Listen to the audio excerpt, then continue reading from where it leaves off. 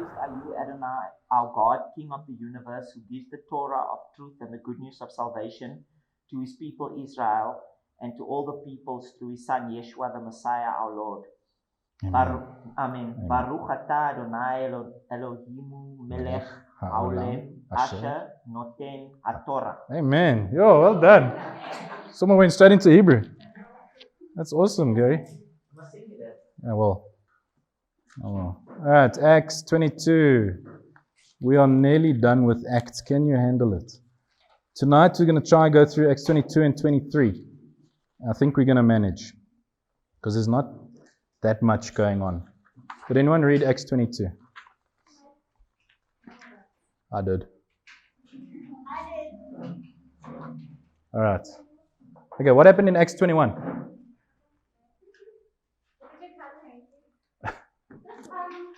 Acts 21. I have to even look at my notes. Yeah, we learned to pray. A little short course in prayer. And what else? What is the name for the dividing wall? Mechitza, or the soreg. And what did we say about the dividing wall?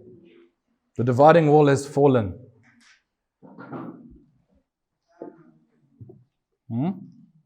What did that mean? What did that mean, Jude?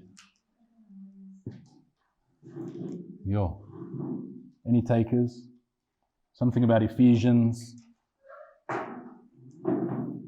Something about enemies or enmities? What is the dividing wall? What does it mean that the dividing wall has fallen down?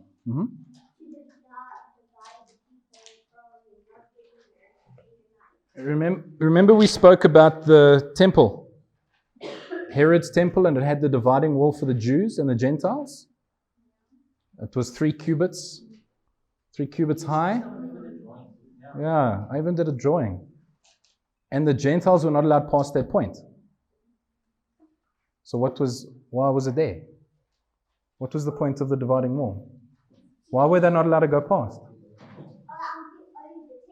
Yes.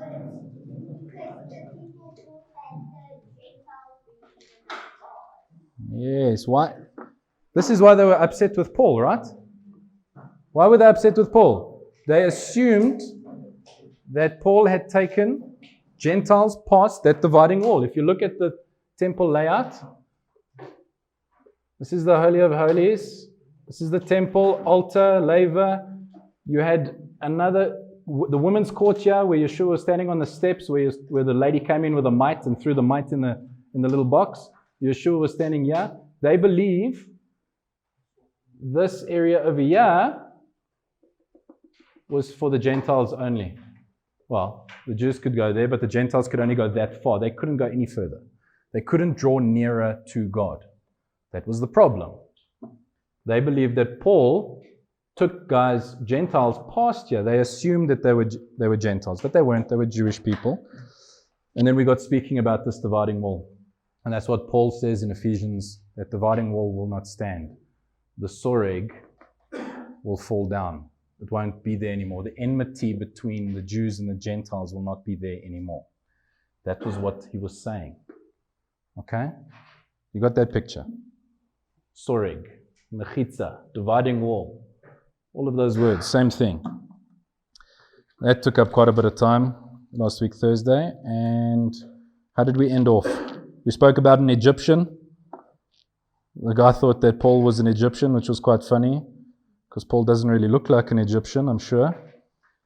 And then the last verse of Acts 21 is this. Having received permission, Shaul stood on the steps and motioned with his hand to the people. When they finally became still, he addressed them in Hebrew. Remember, they were trying to kill him because of that whole episode, thinking that he took Gentiles into the temple courts. They were trying to kill him. And the commander grabbed him and had him with him to protect him. And then Paul said, look, I just want to speak to them. And this is where we're going to kick off tonight. Acts 22, verse 1. Brothers and fathers, listen to me as I make my defense before you now. Defense. That word in Greek is apologias. Help me if I'm saying it wrong. Oh, apologize. No.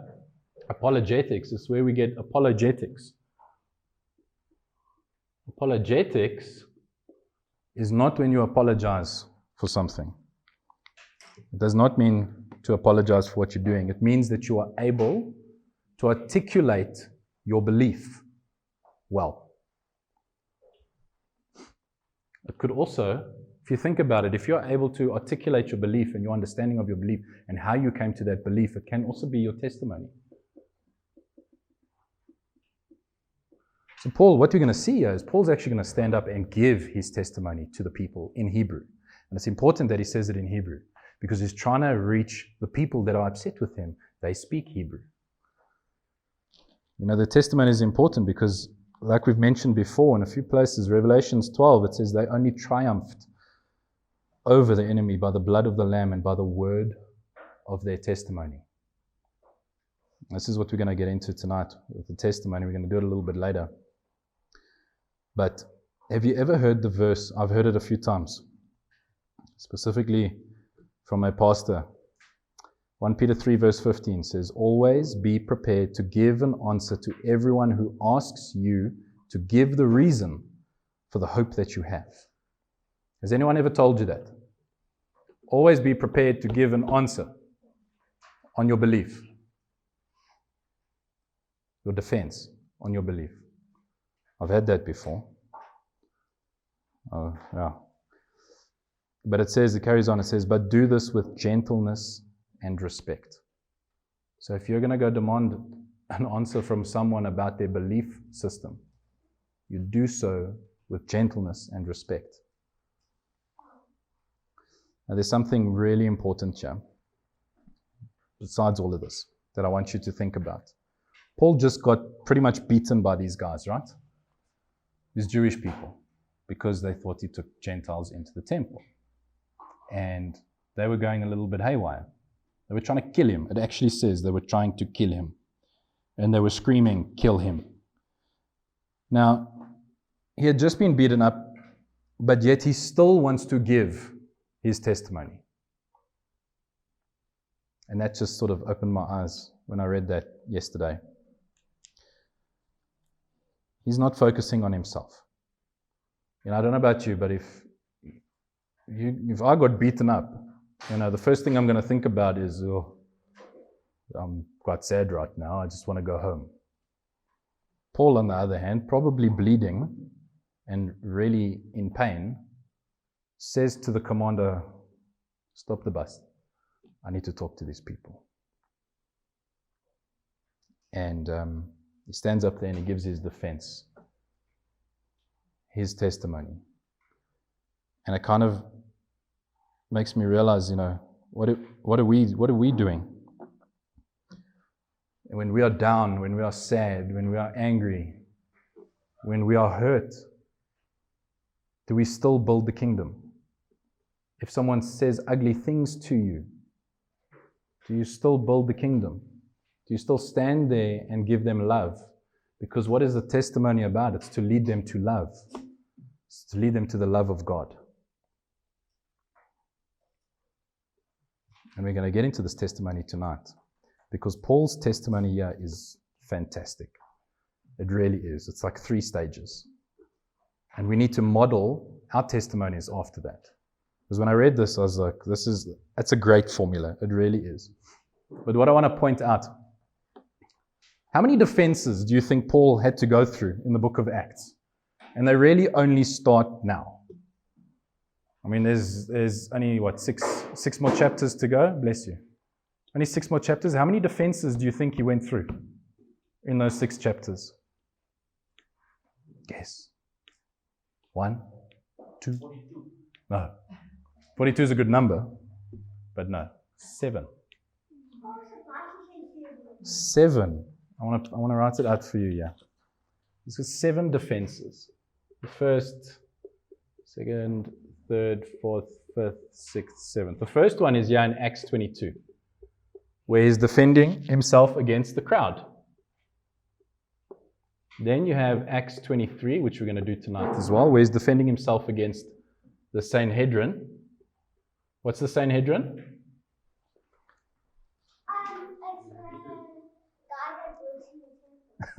No, those are the priests. It's like the governing body of Israel, according to the word, according to the Torah. There were 70 members in the Sanhedrin. A lot of Pharisees, a lot of Sadducees. Okay? And then the third time, we see him defending himself in Acts 24 with Felix. And we're going to go into who Felix is. Felix the cat, yeah. Fourth defense, Acts 25. And that's before Festus. And there's a bit of time between these two. And then the fifth is in Acts 26. And that's the Jewish leaders in Rome.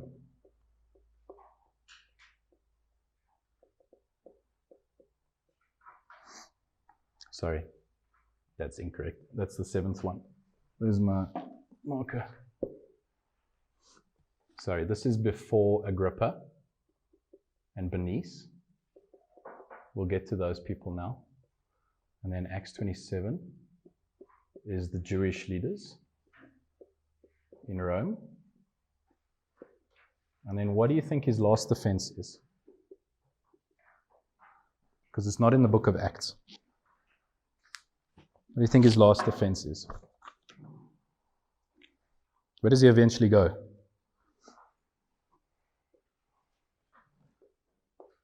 It's in Rome with Nero. And that's the last we hear of Paul. He's going to go through these 7 defenses. He has to defend himself. He has to speak about everything he's gone through 7 times before major events, major people, major groups, bodies. And he went through quite a bit. You can see he actually went through a bit. We're going to go through all of these. We're probably going to try to get through these in the next 3 or 4 weeks, because it's quite repetitive as you go through, but there's a lot of interesting stuff in between. So yeah, we're going to focus on this right now. This is where we are. This is his first defense, okay? The crowd's going wild in Jerusalem. The commander has just pulled him out. He motions to them and he says, guys, listen to me as I make my defense before you now. And he speaks in Hebrew. When they heard him speaking to them in Hebrew, they settled down more. So he continued. Verse 3. I am a Jew, born in Tarsus of Cilicia, but brought up in this city and trained at the feet of Gamli'el. Remember when we started Acts, when we started getting into Paul? Paul was born in Tarsus, in Cilicia. But around the age of 12, 13, 14, we don't really know, his parents sent him to Jerusalem to study under Gamli'el. What did they study? Torah, prophets, writings. Remember, a good Jewish boy will go to Bet Sefer first, where they learn the Torah. If they show promise, and they can remember their Torah, and they show a passion for it. Remember, they used to learn the Torah in songs. And they show a passion for it, they get to go to Bet Midrash, the house of study. Paul went through all of this. But he trained under Gamli'el. In the rabbinic literature remembers him as a gentle sage who taught possibly thousands of disciples. Some in Greek and some in Hebrew.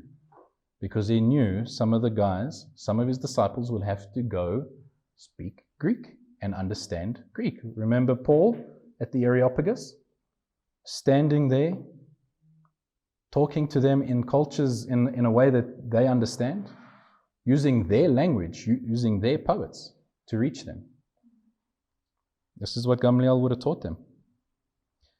Now, Gamli'el, who was that man? Which party was he the leader of? Sorry, boy. It's gone. Which party was he the leader of? Pharisees or Sadducees? Sadducees. Pharisees. He was the grandson of Hillel. Anyone know Hillel? Hillel and Shammai? They used to have arguments, and they called it arguments for the sake of heaven. They used to argue over Torah, the interpretation of Torah. He was the grandson of Hillel, one of the most famous Jewish sages of all time. Gamli'el is also one of them. He died around 52 AD. So where we currently are in Acts 22 at the moment, we're currently around 53 to 60 AD, around that time. So Gamli'el has just passed. He's gone. He's not part of the Sanhedrin anymore. Okay? He's what the Jewish people would say, gathered to their elders. He's gone. He was also the prince of the Sanhedrin, the Nasir, the prince. So he was the leader. But again, with the Sanhedrin that he's going to now, he's not there. You guys need to remember that. He obviously taught Saul, hundreds of other guys, and his son Shimon took over the post. And 500 in Greek language, 500 in Hebrew. Can you remember when Gamli'el came to the defense of Peter? Can you remember what he said? When Peter was getting persecuted, just like Paul is getting persecuted now. What did he say?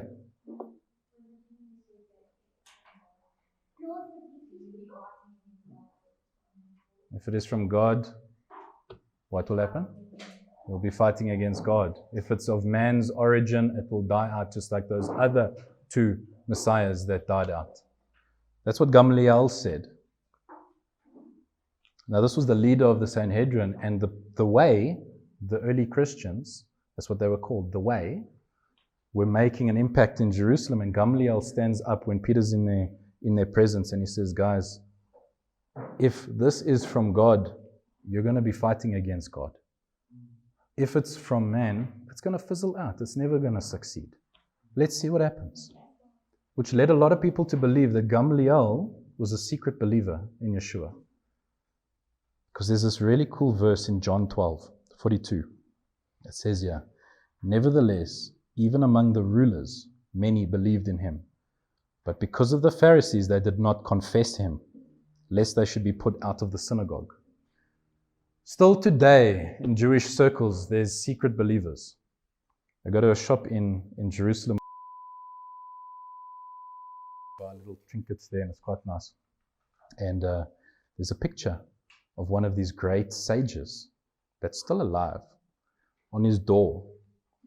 And apparently written in sort of cryptic language is his confession of Yeshua. In that picture, I'm showing you, I have no idea, because it's all in Hebrew and mixed up and in code. And still to this day, there's secret believers of Yeshua in Judaism.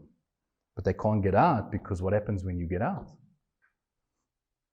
You are completely dead to them. That's just the thing.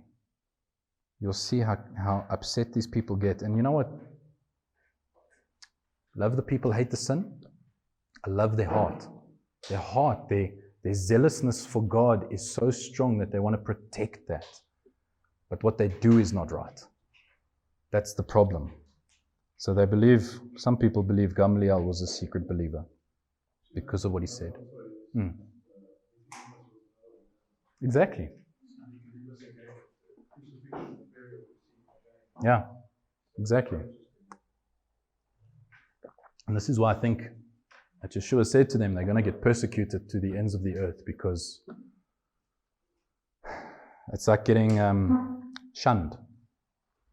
If you can call it that, you get shunned completely. You get kicked out. They're like, I promise you, if you're a Jewish person and you start believing in the Messiah, you are dead to that entire community. Your family doesn't even talk to you. But I suppose it goes the same way, right? In every religion, if you think about it. If your whole family is deeply rooted in a certain religion, this is why religion is so bad. We just need to follow the word. If your whole family is deeply rooted in a religion and you leave, depending on, doesn't matter what religion it is, your family is going to be upset with you. But this is the entire community. That's why John says here, nevertheless, even among the rulers, many believed in him. But because of the Pharisees, they did not confess him, lest they should be put out of the synagogue. The synagogue, if you remember what that was a community center. It wasn't like just a church. It was a community center. Everything happened in the synagogue. They taught the kids in the synagogue. They met for meetings in the synagogue. The leaders met in the synagogue. They probably did children's plays in the synagogue. They met on a Shabbat in the synagogue. They taught the children in the synagogue. Hazana? This. You know how they learned maths? The book of Numbers. Seriously. Seriously though, they did. Alright, let's get into this testimony of Paul. He says here, I'm a Jew born in Tarsus of Cilicia, but brought up in the city and trained at the feet of Gamli'el. So that would have kept them quiet almost immediately. Wow, this man was trained by Gamli'el. He must have something good to say. In every detail of the Torah of our forefathers, I was a zealot for God, as all of you are today. Remember, where are they? Where are they right now? Temple. They're in the temple. Yeah, in Jerusalem, in the temple grounds. Where was the Antonian fortress where these commanders and soldiers ran down from? The temple was here. The Antonian fortress was here. Why? Because those Jewish people loved to riot. Almost every high feast, these people would go crazy in this area lest the Gentile be present. Or someone says something stupid. They throw stones. You're going to see this, Nana. The Antonian fortress was right here. And it housed a lot of the soldiers. So as soon as anything happened, they all just ran in, subdued it, and you'll understand just now why that had to happen. I'll tell you later. Did you have your hand up, Mother? Okay. All right. So they're in the temple. This is why he's saying to the people, if you're in the temple, you're zealous for God, right? You're not just there for show. These people that are in the temple are there for a reason. Verse 4, I persecuted to death the followers of the way, arresting both men and women, having thrown them in prison. The Kohen Hagadol, the high priest, and the whole Sanhedrin can also testify to this. Indeed, after receiving letters from them to their colleagues in Damascus, I was on my way there in order to arrest the ones in that city too and bring them back to Jerusalem for punishment. This is the first part of his testimony. And if you break it down, his testimony has got 3 parts. 1, BC days. You can think about that. Before Christ days. He's literally saying, guys, I was like you. I even had a letter from the Sanhedrin to go persecute these oaks. I was on my way to Damascus. I was going to go grab them and chuck them in jail. That's his BC days. And he carries on, and then he gets to the moment. We're going to get to this now. He's going to get to the moment where he met Yeshua. And then post Yeshua days, AD. BC, AD. Before he met Yeshua, when he met Yeshua, and what happened to him after he met Yeshua. This is important, this framework. Okay, this is how we should actually be structuring our testimonies. Why? Because if I'm in a pub, right, and I want to reach people, do you think if I give them this part of the testimony, they're going to relate to me? No. Hey, I don't drink anymore, guys. Look at me, I'm so sober. They're going to look at me and throw me with peanuts or beer bottles. If I even give them this part, they're not going to relate to me. Are they? No. Hey guys, I met Yeshua. That's very nice. Can I have a beer? They're not going to relate. But if I sit there and I say, guys, I used to come here 8 days a week, basically. And I drank more than you. And I drank more than you. And you drink like a girl. You should get that looked at. And I can relate to them. Then they're going to... They were listening to Paul because he was relating to them. He's like, guys, I understand how much you hate the Gentiles. I hated them so much, I was going to go put them in prison, more than what you guys were doing. You guys were just sitting there and bad-mouthing them. I literally went to Damascus to go put them in prison. And by the way, before I went there, I'd sorted them all out in Jerusalem as well. And then I was going to go to the ends of the earth to stop the way. Do you understand where my heart was? He's relating to them. And he still has their attention for a while. Verse 6. This is now number 2. As I was traveling and approaching Damascus around noon, suddenly a brilliant light from heaven flashed all around me. I fell to the ground and heard a voice saying to me, Shaul, Shaul, why do you keep persecuting me? I answered, Sir, who are you? I am Yeshua from Nazareth, he said to me, and you are persecuting me. You know, I think most of us can stand up here and relive the moment that we found Yeshua. And it's this amazing moment. I had a few. I was just too stupid to realize. I didn't listen. But he's telling them, guys, listen to what happened to me. I was on the way and this amazing thing happened. Just like with your testimonies, and God willing, you kids will have. But your testimonies are super powerful. You need to spread your testimony. That moment that you met Yeshua, that moment that you realized that you needed Yeshua and he was there for you, that's what you need to cling on and that's what you need to articulate.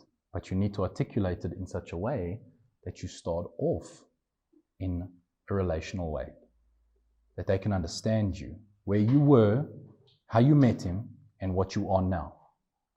That's the important part, because it's pointless just saying where you were, right? They're just going to go, that's nice, I'm there as well. I've got a few moments where Yeshua came down and saved me or sorted me out. One of these moments with Paul, Yeshua was sorting him out. And he comes down and there's this bright light. And what I love about this is the second telling of this testimony, this part of the testimony. The first telling was in Luke, in Acts 9, when it actually happened. Then now in Acts 22, and he's going to tell it again to Agrippa and Bernice. He's going to tell that testimony again. But have any of you ever heard that there's discrepancies between the three? On my travels, doing my research, there's a lot of people that say that there's a discrepancy between the three testimonies that he gives. Has anyone ever looked into that? I don't even think we need to, because it's nonsense. If I looked at it, let me read you the three. They're short.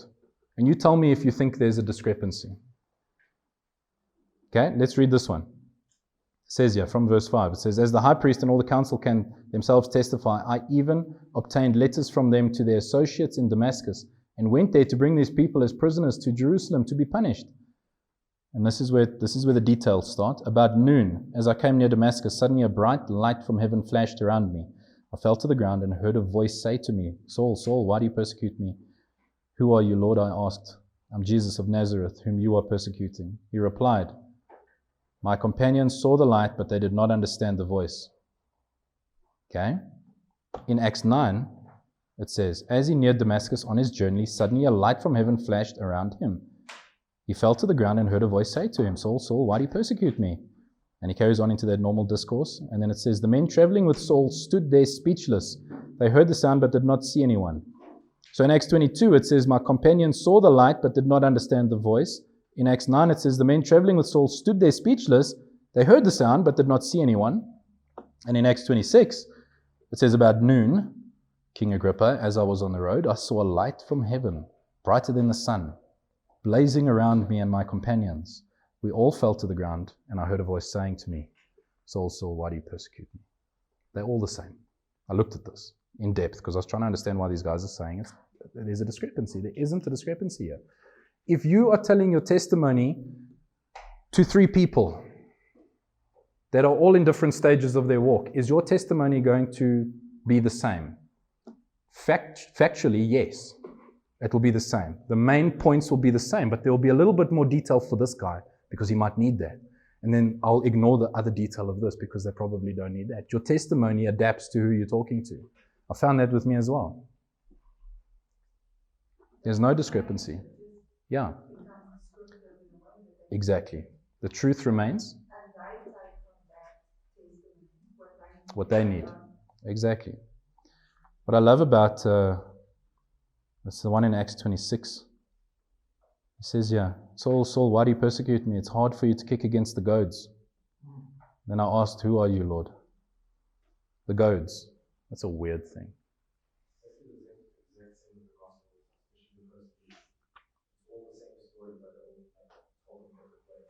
Yeah. Yeah.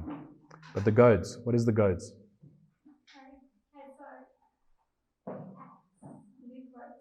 Yes. Remember, Luke had to go interview people to get his story right. You're going to find out that Luke must have had access to some Roman archives in the letter that he has to Governor Felix in Acts 23, I think it is. 23. So Luke had to interview these people. But Luke wrote it as well as he could. But there's a discrepancy. And so if Luke was writing it, don't you think he would have written the exact same thing? I mean, if it was me, I would, on the computer, would Control-C to copy, Control-V to paste. That's the same testimony. But there's a reason why it's slightly different in each. The facts aren't different. The way that it's articulated is different because it's reaching a different audience. In the first one, it's Paul actually experiencing his own testimony to be. In the second one, he's in the Sanhedrin and he's changing it a little bit. And in the third one, he's in front of Agrippa, King Agrippa. So he changes it slightly, but he includes, why are you kicking against the goads? He obviously needed to hit Agrippa with that statement. That's not in the first two. That was added. I don't think he embellished. If we see Paul sort of hits straight. I don't think he embellishes. He gets frustrated, but I don't think he embellished that thing. That was actually a common term in rabbinic literature. Why are you kicking against the goads? The goads was a farming implement. It was like a long pole with a point on the end. So you get the animal to do what you want. You walk behind the animal, and if he starts walking skewed, poke him in the butt. And then he goes this way. The problem was sometimes the animal, you poke, and then it kicks back, and it kicks into the sharp instrument. And the blood comes out. That is the goad itself in rabbinic literature is symbolism for God's wisdom and Torah. So why are you kicking against what you need to do? This is what Yeshua was telling him. Why are you kicking against what you need to do? Follow the path. Don't go off the path. I'm going to correct you as you go. It's going to be a little bit painful, isn't it? When God corrects us. Yeah, Goads. My handwriting is lovely. Goads. Kicking against the goads. Right. How so?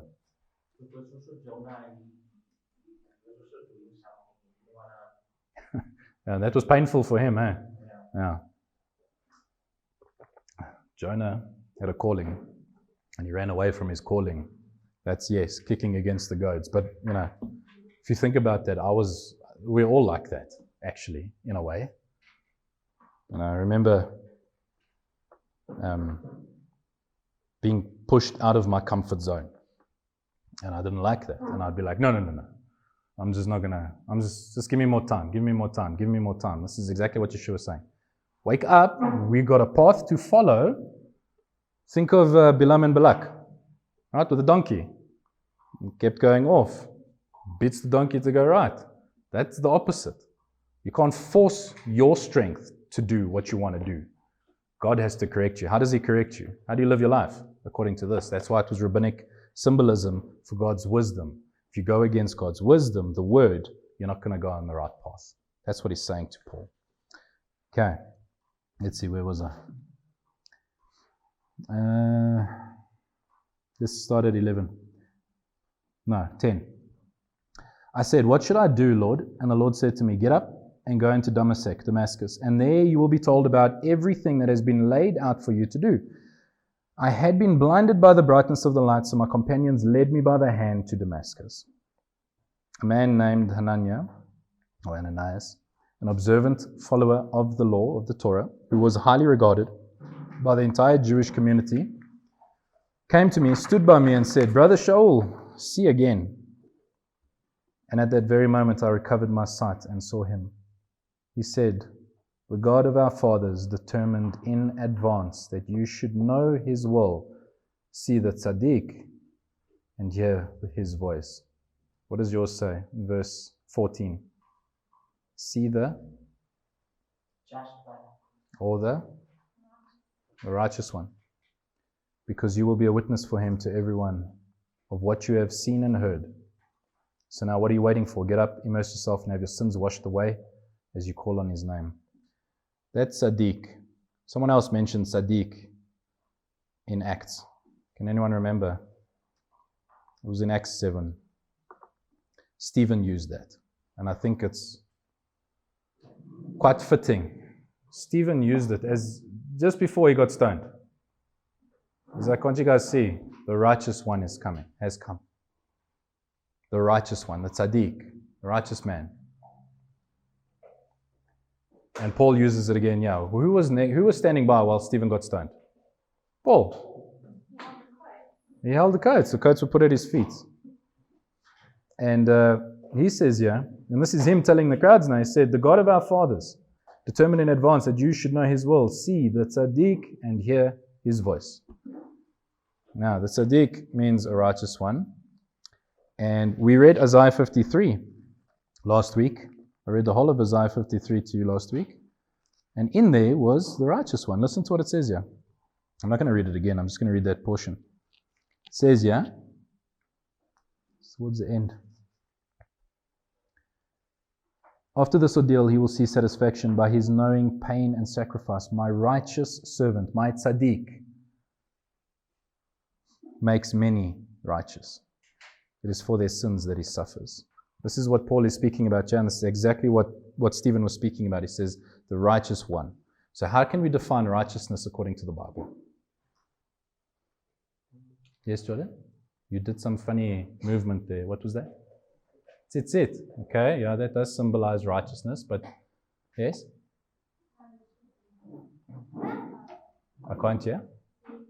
Tzedekah, okay. It's an act of tzedekah, act of righteousness to give charity. Being set apart. Okay, can I have some verses? It's lovely. Yes, please. I'll have some coffee, righteous person. Righteousness. Let's get into that. Proverbs 12 verse 28. It's a lovely verse. Says, and Proverbs is full of righteousness, this righteousness, that. In the way of righteousness there is life. Along that path is immortality. I love that. Proverbs 12:28.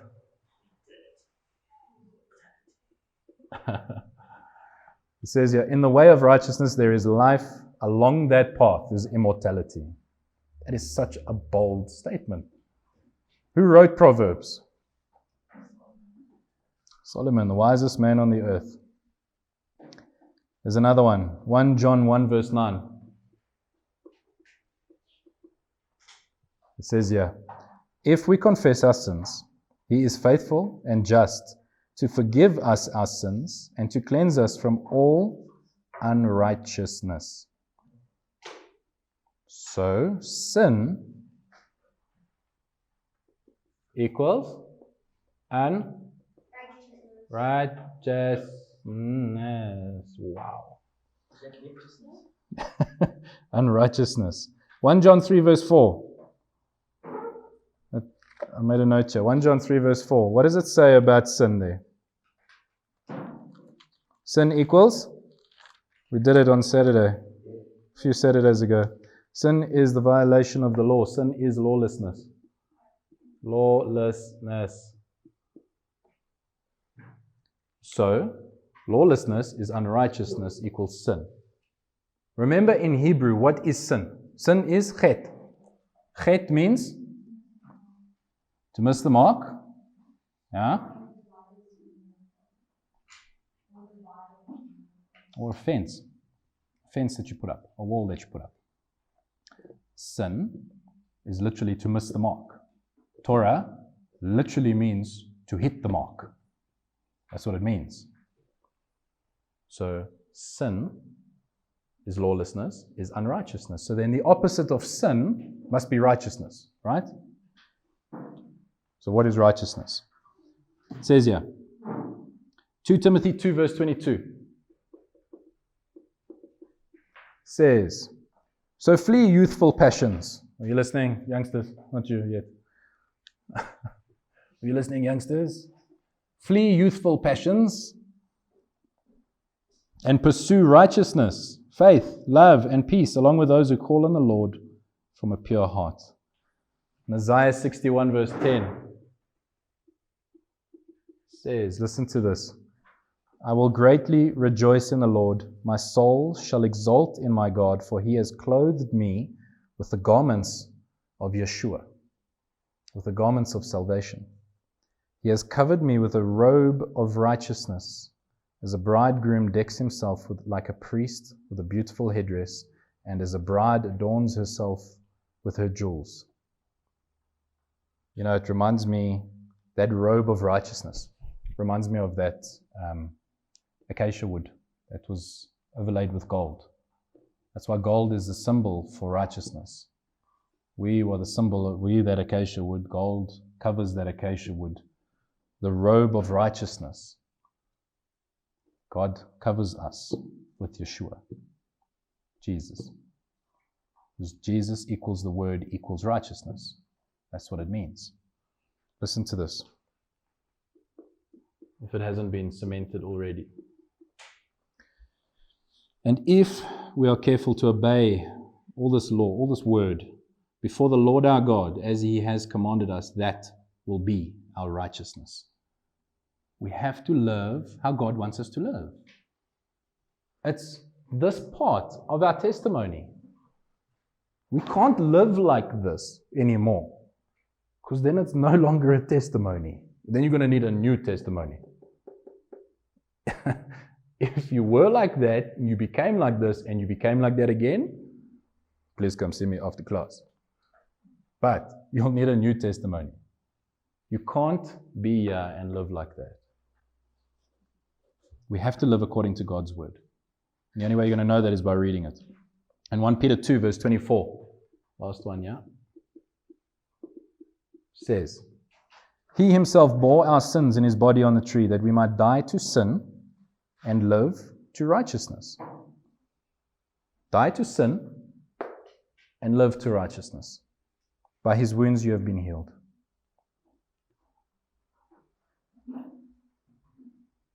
So what does it mean? What are we healed from?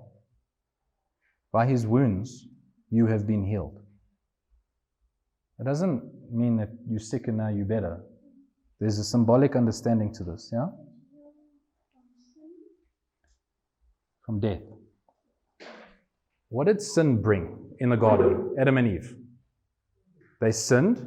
Something had to die, right? Because they sinned, they realized that they're naked. God had to kill something to clothe them. Sin always brings death. That's the picture of the Garden of Eden. We transgressed, something has to die. We should die, but God allows a sacrifice, Yeshua, to die for us, to cover our sins, to have that robe of righteousness put on us, yeah?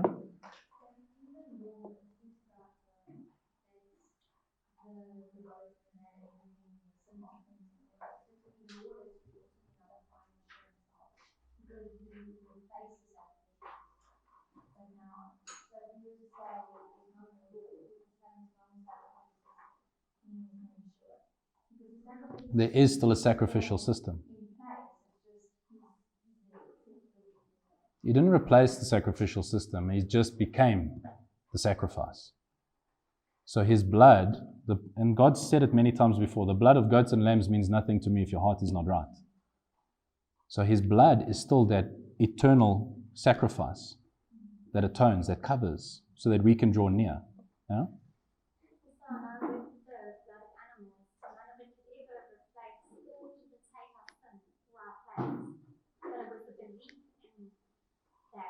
It was the act. I think it's that condition of belief. Right. Right. Because it's not the actual sacrifice, it's your faith in the sacrifice. Yeah. Listen, it was a massive thing Thanks, my boy. It was a monumental thing to go, let's say, David, right? He looked out of his window and what did he check? Look at that lady. Wow. She birdie. I want that lady. And before you know it, that lady's husband is gone. When he realized his sin and he wanted to make right with God, what do you think he had to do? Did he just sit in his cupboard and say, I'm sorry, Abba, please forgive me? No. He literally had to take a bull. He had to grab his own bull and bring his bull to the temple. He had to bring the bull to the temple. He had to take it to the temple gates. The priest would come out and the priest would nervously see the king and go, is there anything you'd like to confess? And the guy who brings the offering confesses out loud. And there was a lot of people around. And he would have had to say, I confess to murder, to lust. And everyone nearby would have gone, that's David. And then run around and say, did you hear what the king said? Did you hear what happened with the king? David had to do that, and he would have had to take that life of that bull. We miss that part. We really miss that part. The sinner has to take the life of that animal. Imagine taking a little sheep to a temple because you mucked up. You have to take the life of that animal. You know, we write off the blood of Yeshua so quickly and easily. We really do. We need to be cognizant of what he actually did. And that's why I love that picture at Lifehouse Church, Roxanne painted. That on the left, you see the face of the man that suffered. To know what he actually went through. We just write that off, guys. We don't have to take our offerings anymore. We don't have to take a little sheep and go cut over here so that the blood can come out and watch that thing die, realizing that we should die. And that's our substitute. We didn't see Yeshua on the cross. We didn't see him bleed out, pass out, cry to his Father.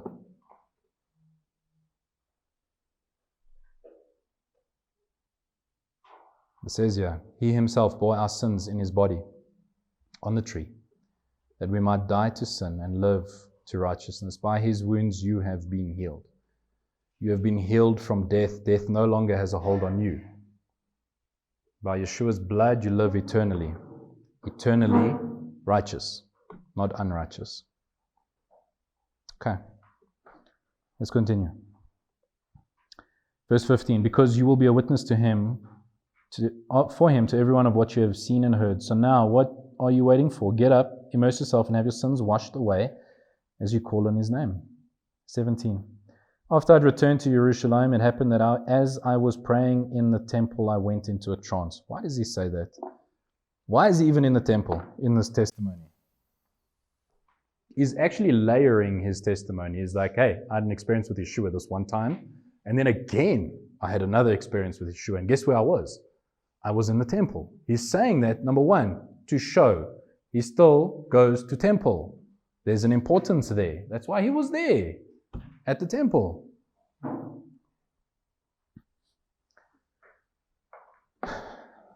And number two, remember when they came against him and they said, James was saying, you've got to prove to these people, because there's a rumor going around that you're teaching against the Torah, against the people, and against this place. This place was the temple. So in his testimony, he's saying, guys, hey, just by the way, I was praying at the temple when Yeshua spoke to me again.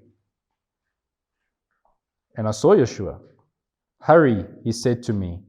Get out of Jerusalem immediately, because they will not accept what you have to say about me. I said, Lord, they know themselves that in every synagogue I used to imprison and flog those who trusted in you. And that when the blood of your witness Stephen was being shed, I was standing there too in full agreement. I was even looking after the clothes of the ones who were killing him. But he said, get going, for I'm going to send you far away to the Goyim. You know, Paul, do you think Paul did well in saving Jewish people? Think about it. As we've gone through Acts, did he save a lot of people, Jewish people? Not really, eh? Not really. You know, in Romans 10, verse 1, he says, "Brothers and sisters, my heart's desire and pray to God for the Israelites is that they may be saved." Paul wanted his brothers to be saved. But Yeshua said, no, they're not going to listen to you. Get up and hurry. Get out of here. I'm sending you to the Gentiles. Paul's plan was to save the Jewish people. He wanted them saved. I actually read a thesis of some guy called David Sim at the Australian Catholic University. And his title was, "How many Jews became Christians in the first century? The failure of the Christian mission to the Jews." And I looked at this thesis and I was shouting at it a few times. And he says here, if at best the Christian movement contained only 1,000 members of Jewish origin at any point in time, then this represented a mere 0.016% of the total Jewish population in antiquity, working on the accepted figures of 6 million Jews. This guy is saying that only 1,000 Jewish people became Christians. Now, he's not blaming Paul. He's just looking at some facts that he looked at it slightly skew. Didn't we read in Acts 2 that 3,000 people were saved? Exactly. That's why I was shouting at this thesis. But anyway, he puts that off to, no, that wasn't historically accurate. Yeah. Yeah. We're going to see massive turmoil. Yeah. Now that was Peter and them, right? So Peter stood up and the other apostles, they were speaking in tongues and 3,000 people were saved. Those were Jewish people. Okay, maybe not from Jerusalem, but they were from all over the earth. But they were Jewish people and they were saved. Paul, on the other hand, spent a lot of his time where? Trying to save the Jewish people in the diaspora, the land outside of Jerusalem. But funny enough, most of the time he landed up saving Gentiles, if you think about it. He had this knack for saving Gentiles. And Yeshua said to him, he says, just get out of here, man. Why are you here? Get out. And it got me thinking, God knows better than us.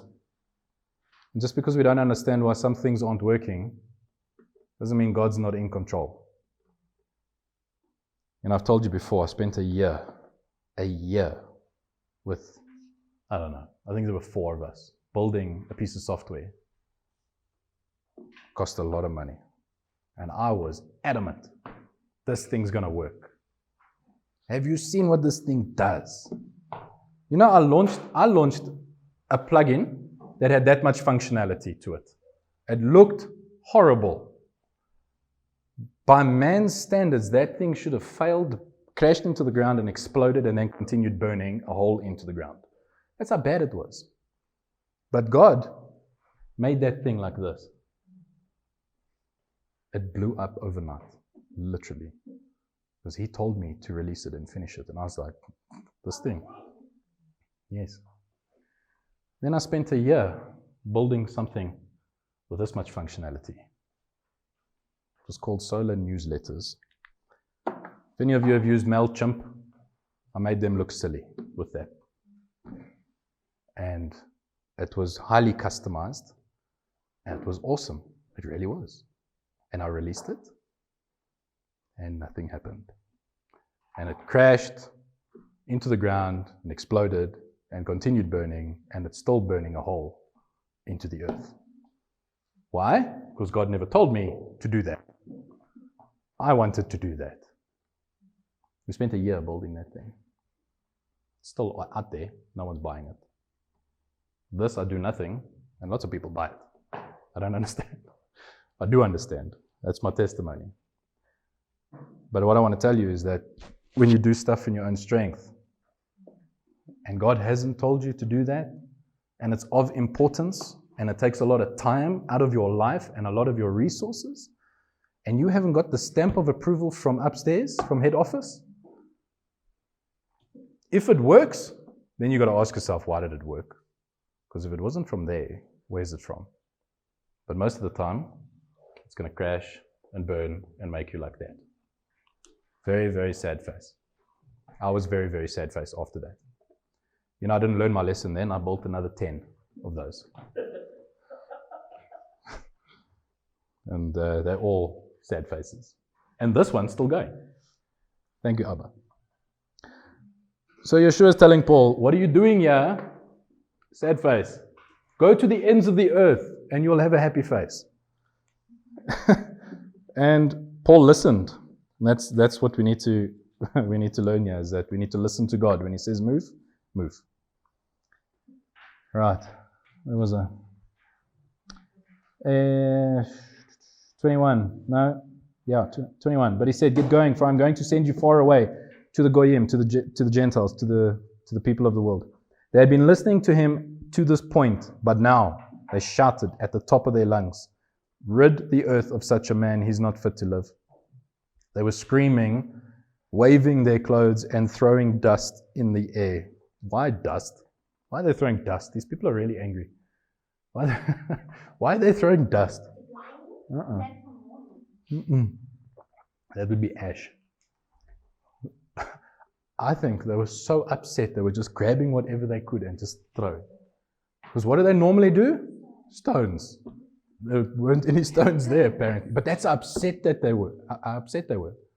They would just grab whatever. They took their jackets and stuff off and they were waving their jackets, screaming and throwing dust in the air. You know, in South Africa we also, when we toi, we throw stones, right? Stones and Molotov cocktails. But there, the standard was pick up a stone and throw it. That's how angry they were. And if they got to that point, well, that's why these people would have to, bless you, that's why these people would have to come out. Because stones are going to hurt people. Okay. We make whatever South African. So the commander ordered him brought into the barracks and directed that he be interrogated and whipped in order to find out why they were yelling at him like this. Now the commander is checking all of this happening, and there's dust flying and little stones probably flying and clothes waving in the air and people screaming, and Paul's just trying to tell them something, and he pulls him in and he says, what the heck is going on? Someone come whip this man, so he tells us. The commander most likely never spoke Hebrew. So when Paul motioned to him, he said, listen, please can I just address, he was probably speaking to him in Greek, saying, I need to speak to these people. And when he started speaking to these people, he was speaking in Hebrew. And this commander was probably standing by watching this interaction happen and going, these people are getting angrier and angrier. And then they start throwing stuff, so he pulls him in and he starts wanting him whipped so that he can tell him what was going on. Why? Because now he's allowed the crowd to get out of control. The commander probably felt embarrassed. He's like, oh my word, I've just nearly started a riot. So he says, yeah, had him brought into the barracks and directed that he be interrogated and whipped in order to find out why they were yelling at him like this. But as they were stretching him out with thongs to be flogged, so they were busy stretching him, Shaul said to the captain standing by, is it legal for you to whip a man who is a Roman citizen and hasn't even had a trial? Paul must have had papers with him. I mean, he must have. He was Roman, but he was also Jewish. So for this captain to take him seriously, he must have had his papers with him. When the captain heard that, he went and reported it to the commander. Do you realize what you're doing? This man is a Roman citizen. The commander came and said to Shaul, tell me, are you a Roman citizen? Yes, he said. The commander replied, I bought the citizenship for a sizable sum of money, but I was born to it, Shaul said. At once the men who had been about to interrogate him drew back from him, and the commander was afraid too, because he realized that he had put this man who was a Roman citizen in chains. It's a problem for him, because if you do that to a Roman citizen without a trial, it is a major crime. However, the next day, since he wanted to know the specific charge the Judeans were bringing against him, he released him and ordered the head priest and the whole Sanhedrin to meet. Then he brought Shaul down and put him in front of them. So now he brings Paul. He's got nothing to go on. Of course, Paul's a Roman citizen. He doesn't know why the Judeans are freaking out, because he doesn't understand Hebrew. He doesn't even understand their law. And he's confused. You must understand that Romans had a very sadistic view towards Jewish people. They would want to hurt them. So that's what he was trying to do. And when Paul proved that he's a Roman citizen, he didn't really know what to do with him. So instead of going his normal route, he chucks him to the Sanhedrin. So he takes him to the Sanhedrin. And this is where we're going to start off now. Acts 23.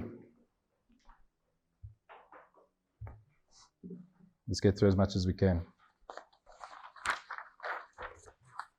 Acts 23. Shaul looked straight at them and said, now he's in the Sanhedrin, okay?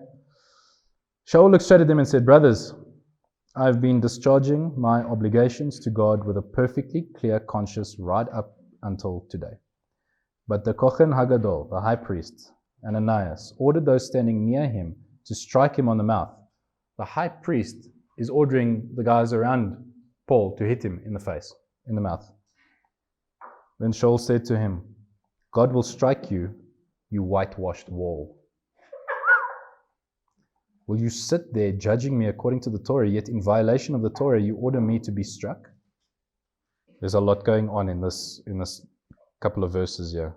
Whitewashed wall. Listen to this. We're going to read verse 1 to 16. It says here, the word of Adonai came to me. Human being, prophesy against the prophets of Israel who prophesy. Tell those prophesying out of their own thoughts, listen to what Adonai says. That's quite a scary statement. The problem is, at this point in Israel, you have prophets, false prophets, prophesying everything's going to be okay. And you have Ezekiel running around saying everything's not going to be okay. You guys need to wake up. It's not going to be okay. Babylon is coming. And you have these prophets saying, don't worry about it. Everything's fine. Adonai Elohim says, woe to the vile prophets who follow their own spirits and things which they have not seen. Israel, your prophets have been like jackals among ruins. You, prophets, have not gone up to the breaks in the barricade or repaired it for the house of Israel, so that they can stand fast in battle on the day of Adonai. Their visions are futile, and their divination is false. They say, Adonai says, when Adonai has not sent them, yet they hope that the word will be confirmed. Haven't you had a futile vision and spoken a false divination when you say, Adonai says, and I have not spoken? Therefore, here is what Adonai Elohim, the God of creation, does say. Because you have spoken futilities and seen falsehoods, therefore I am against you, says Adonai Elohim. My hand will be against the prophets who have futile visions and produce false divinations. They will not be allowed into the council of my people, or be written in the register of the house of Israel, or enter the land of Israel. Then you will know that I am Adonai Elohim. They deserve this because they have led my people astray by saying there is peace when there is no peace. If someone builds a wall without mortar, they plaster it with whitewash to make it appear strong. Tell these plasterers that a cloudburst is coming with huge hailstones and gale force winds, and the wall will fall down. Then the people will ask you, where is the whitewash you used to plaster it?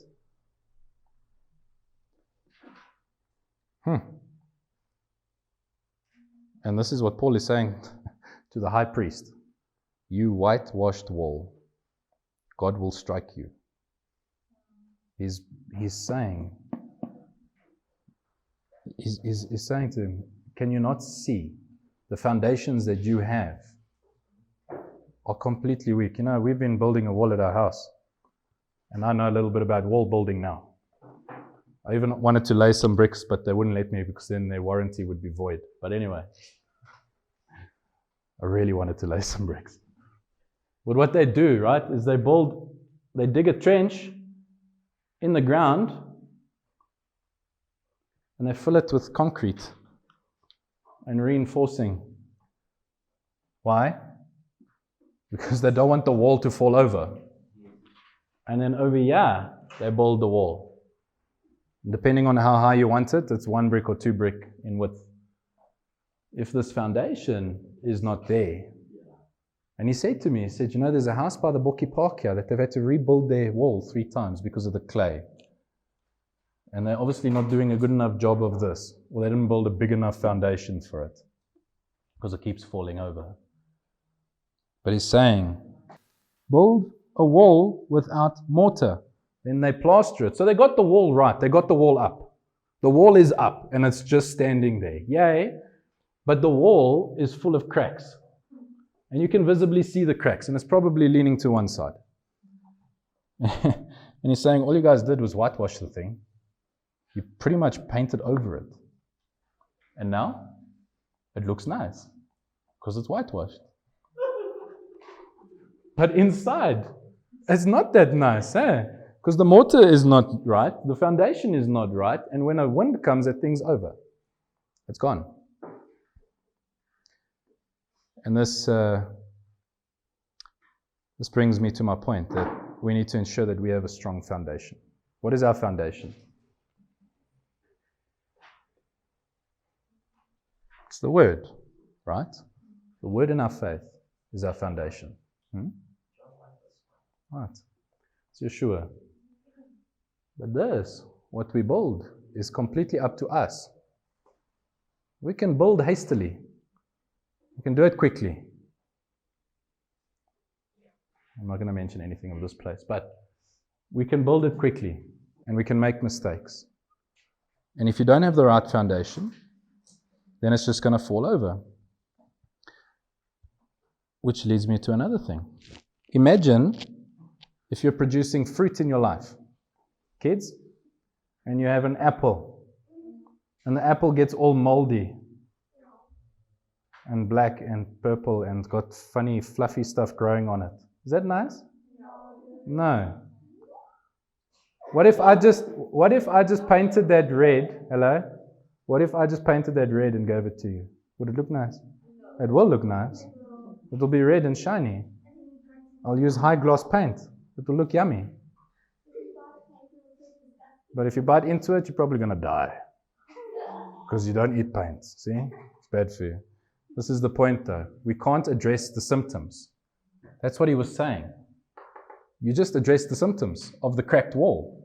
You painted over it. It's like your fruit. If your fruit is rotten, you can't just paint it. That's addressing the symptom. If there's rotten fruit, I promise you, there's rotten roots. You've got to go to the root cause analysis. I know business. Yeah? Also reference the whitewashing in the valley of Kidron, all the tombs of the prophets. That's right. And they were all whitewashed. So it all looks nice from the outside. There's actually dead people inside the tombs. Then the valley of Kidron is the valley obviously from after Jesus and the disciples walked through to the That's right. fire. And also that's a reference of being whitewashed. It's like whitewashed tombs. It looks good, but it's all dead on the inside. That's right. There's just bones on the inside that mean nothing. There's no life in it. That's beautiful. You see, and the thing as well with this tree, right? If you have your fruit, that's fruit. That's my drawing of fruit. And this fruit is rotten. Sad face, children. It's coming from a rotten root. I've got a plum tree at home. Okay? And that plum tree, this one whole section died. Didn't give any more fruit. There was like just this dead stick coming out. Everything else had leaves and some little fruit, but that one section was dead. Why? Because something got, I don't know what it was. I'm not a botanist or whatever you call it. But something got, whether it was a weed or a dead root, something affected this area. And if you're going to allow these weeds to grow up and take over, the weed is sin. If you keep that weed growing, this is all going to die. You're going to have no more fruit. You have to ask yourself, what is the fruit of your life? How much fruit are you producing? And is it just painted over? Yeah? I'm looking at a lot of reading here. Where are you? Isaiah. Ezekiel. Sorry, Ezekiel, in verse 10, where it says that someone built a wall without mortar that plaster it with whitewash to make it appear strong in brackets. Yeah, to make it appear strong. So that means that they've left something out and purposely are covering it up. So there's something that was left out. Yeah, the mortar. They Yes. were building a wall with something that was left out. And then they knew it and they covered it up. So they know that That's nice. That's actually nice. I like that. Because if you look at the word, yes, there's also like cement in your foundation and stuff. But it's actually, it says here with the wall that they left something out and they're building a wall. Build walls without mortar, yeah? You have to take the word as it's plain as well. Yes. So what do you think? What do you think Paul is saying to the high priest? What do you think he's saying then? You whitewashed wall. He's left something out. He's left something out, or he hasn't got the proper foundation, or he's just made everything appear okay. That high priest, you're going to see now what he says, what Paul says to him. The high priesthood changed almost every few months at that time. It was terrible. You actually see Paul saying, sorry, I didn't even realize you were the high priest when he spoke to him. That's how bad it was. No, I don't think he was sarcastic. I think he was actually genuine. Because remember, he had come to the high priest most likely at a late hour. It probably took him. Ooh, Paul? Yeah, we don't know. Let's carry on reading and we'll get to that part. Back to Acts, where are we? 22. 23. It says here. Where was I? Oh, yeah. He says, will you sit there judging me according to the Torah, yet in violation of the Torah order me to be struck? Where in the Torah is there a violation to be struck? There isn't actually one. But there is in Leviticus 19 verse 15, it says, you shall do no injustice in judgment. You shall not be partial to the poor nor defer to the great, but you are to judge your neighbor fairly. That's what he's saying. He's saying you're judging me, you're not judging me fairly. And you're not loving me, you're hitting me in the face. The men nearby said, this is the high priest of God that you're insulting. Shaul said, I don't know, brother. I didn't know, brothers, that he was the high priest. For it says in the Torah, you are not to speak disparagingly of a ruler of your people. So, there's two possible outcomes here. One, the priesthood changed so often that Paul actually didn't know he was the high priest. Because he probably wasn't in his Sorry, what's wrong? Sorry? What's wrong? It was very corrupt.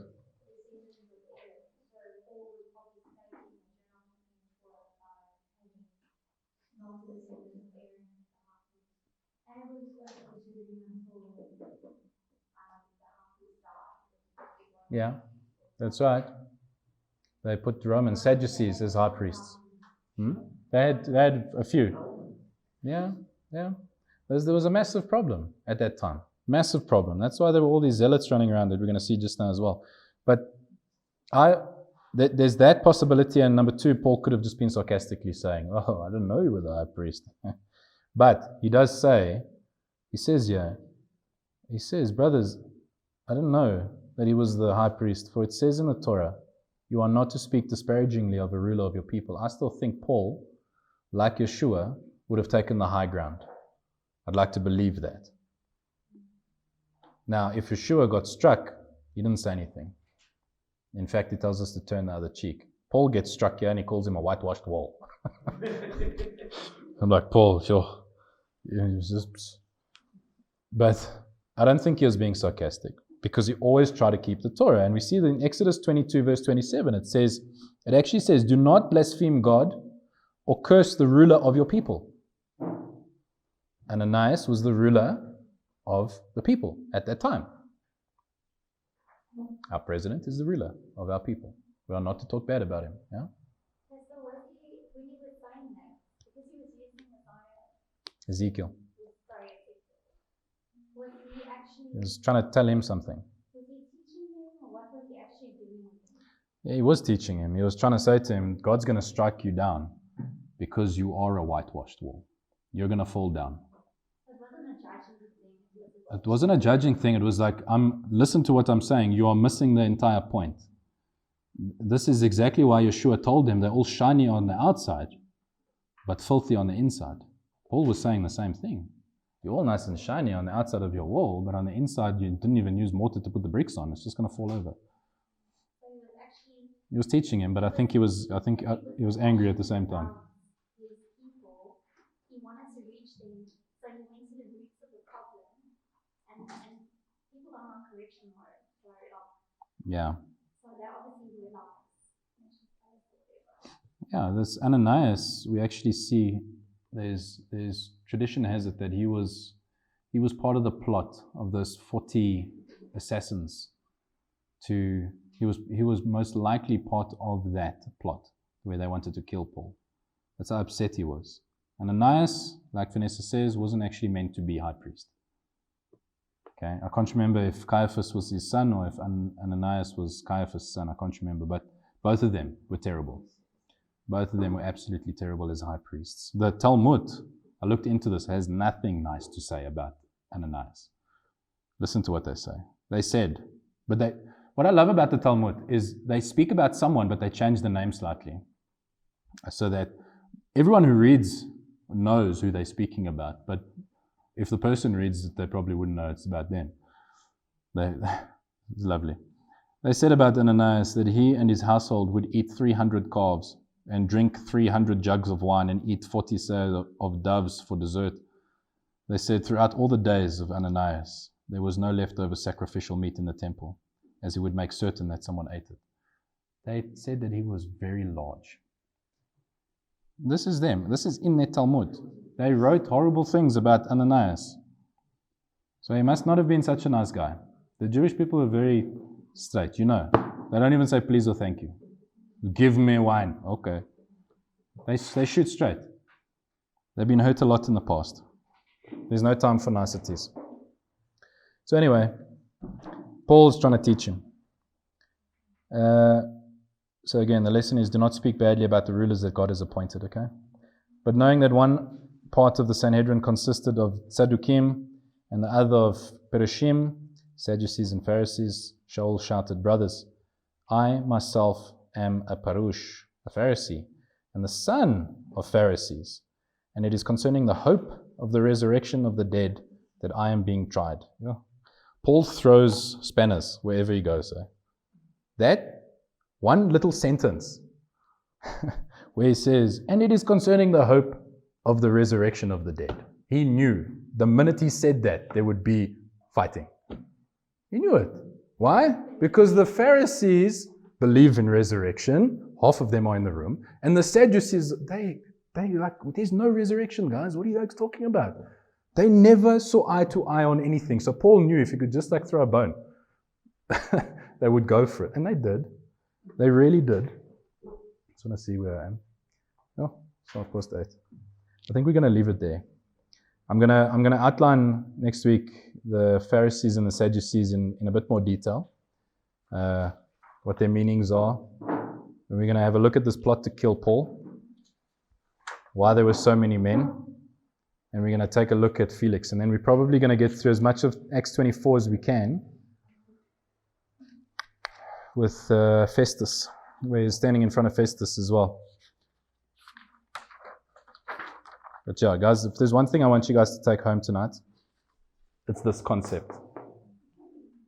Okay, you got to understand though, if you are truly saved, you are that wild olive branch that was taken away and put into the cultivated olive tree that is Israel. And that's got the root system that Yeshua has. The Word.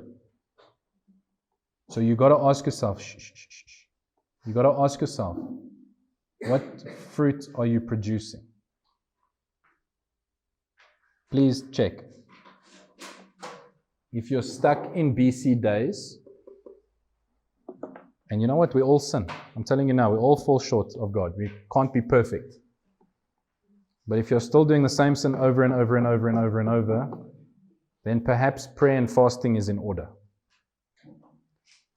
Okay? Ask yourself, how is your fruit? I have to check myself. Pick up your cross daily, it says. You got to pick up that cross and you got to check what's wrong with you. Because every day you have to make that decision to serve the Almighty Creator.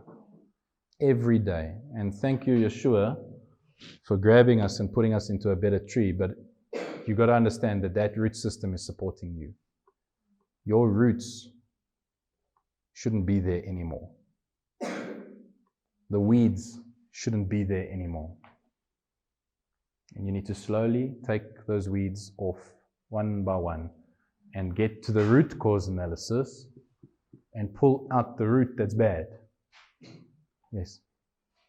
I know that whole thing is sometimes surrender.